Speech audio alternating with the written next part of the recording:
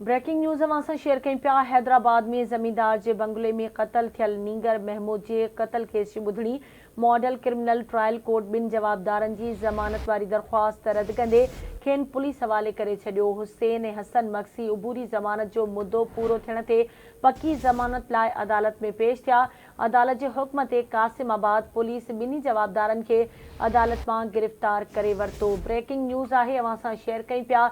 हैदराबाद में ज़मींदार के बंगले में क़त्ल थियल नीगर महमूद के क़त्ल केस की ॿुधणी मॉडल क्रिमिनल ट्रायल कोर्ट ॿिनि जवाबदारनि जी ज़मानत वारी दरख़्वास्त रद्द कंदे खेनि पुलिस हवाले करे छॾियो।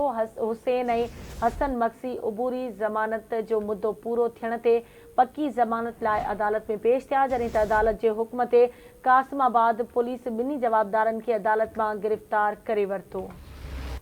तफ़सील मालूम कंदासीं हैदराबाद में आवाज़ न्यूज़ रिपोर्टर नसीर चन्ना खां। जी नसीर, कहिड़ा तफ़सीलान ॿुधणी जे हवाले सां आगाह कजो।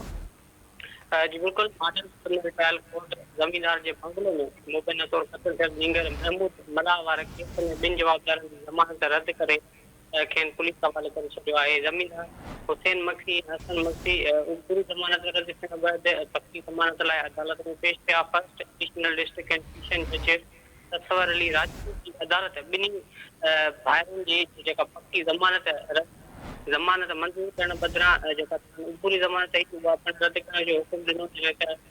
अदालत लाॻापियल मुल्ज़ारनि खे हुकुम ॾिनो त ॿिन्ही जवाबदारनि खे कासिमाबाद पुलिस हवाले कयो वञे। जी बैदि पुलिस खे गिरफ़्तार करे वरितो आहे। कासिमाबाद पुलिस जेको लीडर हुयो महमूद मल्ला उनजी वालदा जे फरियाद ते ज़मींदार हुसैन मक्सी हसन मक्सी जो दोस्त हुयो मुंतज़र शाह इन टिनी ॼणनि ते क़त्ल जो केस दाख़िल कयो हो। जी ठीक है, मेहरबानी नसीर अपडेट करण लाइ।